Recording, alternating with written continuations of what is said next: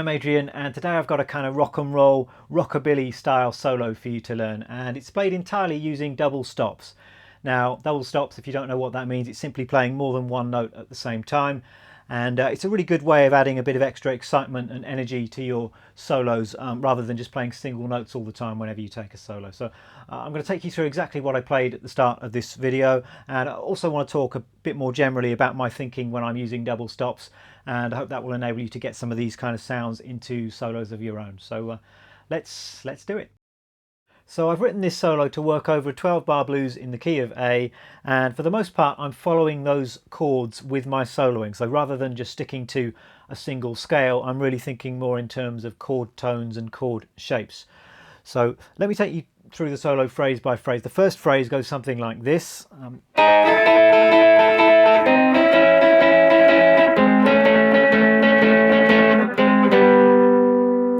And the double stops I'm playing there are all taken from this chord, from the one chord of a blues in A. If you play this A bar chord shape and then look at the double stops found within that chord, you'd come up with this series of double stops. You've got the pair of notes on the top two strings at the 5th fret, and then this shape here on the B and the G, this shape on the G and the D, and then 7th fret on the D and the A, and then a kind of power chord on the lowest two strings. So all of those double stops are available to you when you're soloing, and what I'm doing with that opening lick is I'm just approaching those double stop chord tones from 1 fret below. So I'm starting with this, just playing the 4th fret on the top two strings, then moving up to the 5th fret. And then I'm doing a similar thing on the B and the G. So I'm starting at the 4th fret on the B, 5th fret on the G, sliding that up 1 fret to hit the chord tones. And then I'm moving on to the G and the D at the 5th fret and the 6th fret, taking that up 1 fret.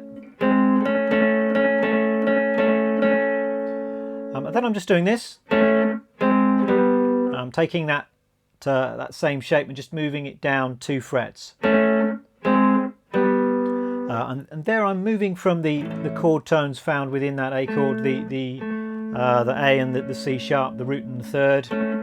And I'm going down and I'm hitting the flat 7 and the 9th in relation to an A root, so giving you that kind of A9 sound.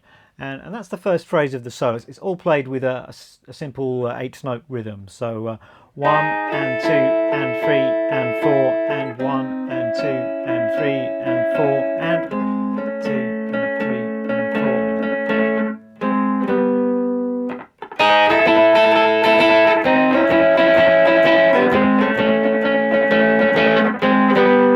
4. It's the opening phrase. Once you've got it under your fingers, I think it's important to sort of play it with the right kind of attitude, and a lot of this rockabilly stuff is played with quite an aggressive feel. You don't need to get everything perfect. It's more about just having the right kind of attitude. So don't be afraid to kind of dig in with your picking hand and really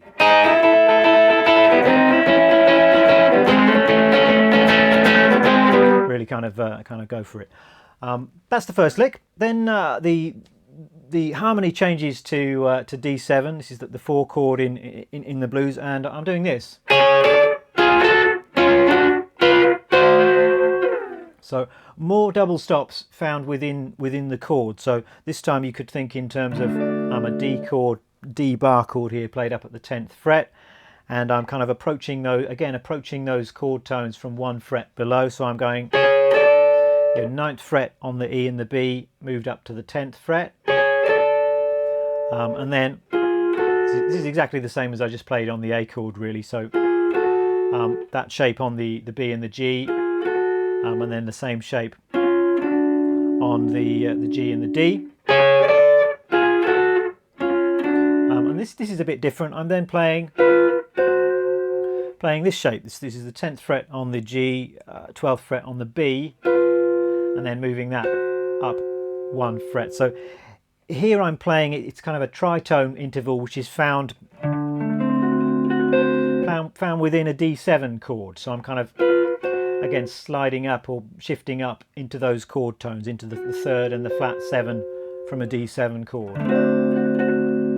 So that's our second phrase over the D7 chord. It's a little bit more rhythmic than the first phrase. There's a bit of syncopation going on there. So if I just count you through that, we've got 2, 3, 4, 1 and 2 and 3 and 4 and 1 and 2 and 3, 4.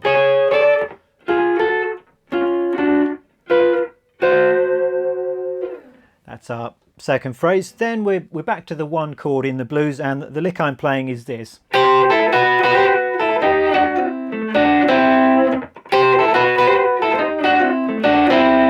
Kind of a classic rockabilly phrase, really. Probably stole that from Cliff Gallup, I think. This is more of a kind of a scaly thing, I suppose. These are double stops from the kind of A minor pentatonic, A blues kind of a scale. And I'm playing the 8th fret on the top 2 strings down to the 5th fret, then the 7th fret, and then I'm doing a little slide up and back from the 7th fret to the 8th fret, then playing the 5th fret, and then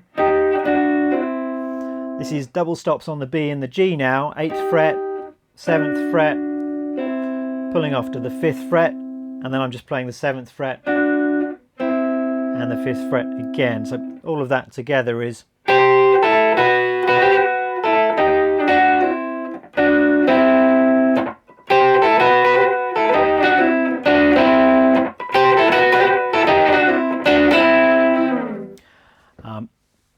then we're on to the 5 chord in the blues. So that's an E chord or an E7, and on this chord I'm back to a kind of chord tones thing. The lick I'm playing is this.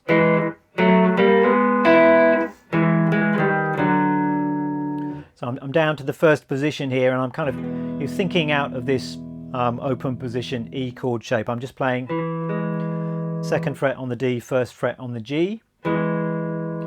Then I'm moving to the 4th fret on the D, 2nd fret on the G. I'm taking that up chromatically. Then I'm playing the 4th fret on the G, 5th fret on the B. So I'm going from this open position E chord shape.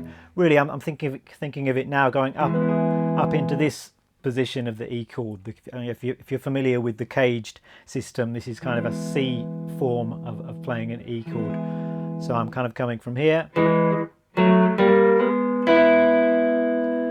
Then I'm playing this. And this is the E root note, 7th fret on the A, 6th fret on the D, and just moving that down 2 frets. So the whole of the 5 chord lick is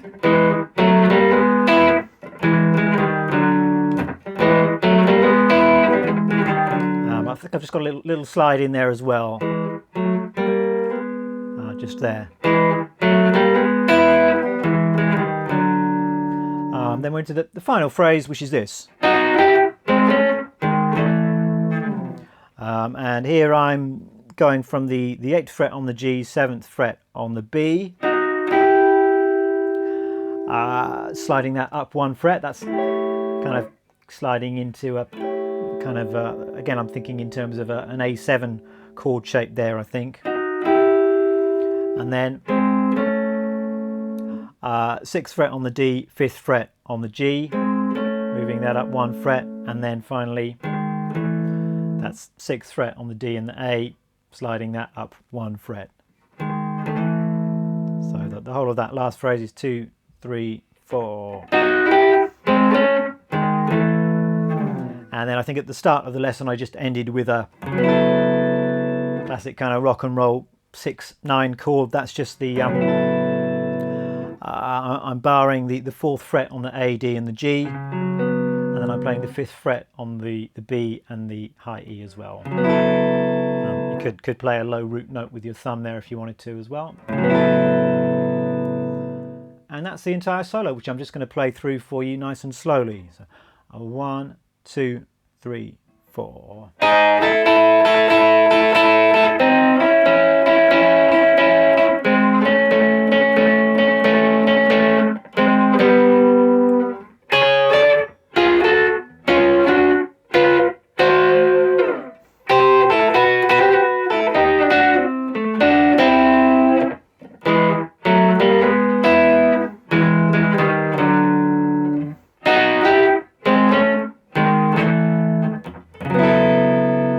bit faster. 2, 3.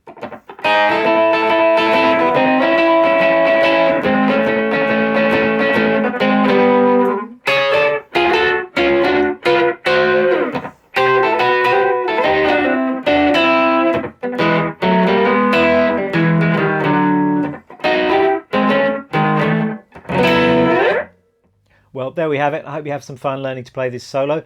You've got a choice. You can either learn to play the entire solo note for note exactly as written, or maybe you want to just learn 1 or 2 licks from the solo, or you could even just use it as a jumping off point or inspiration for some similar kind of ideas of your own. As usual, I'll be putting the music and tab up on my website, and there'll be a link underneath this video, and also going to try and put a little backing track up there as well, so you can use that to jam along to while you're practicing. Hope you enjoyed this video, and I'll see you again for some more of this kind of thing very soon. Bye bye.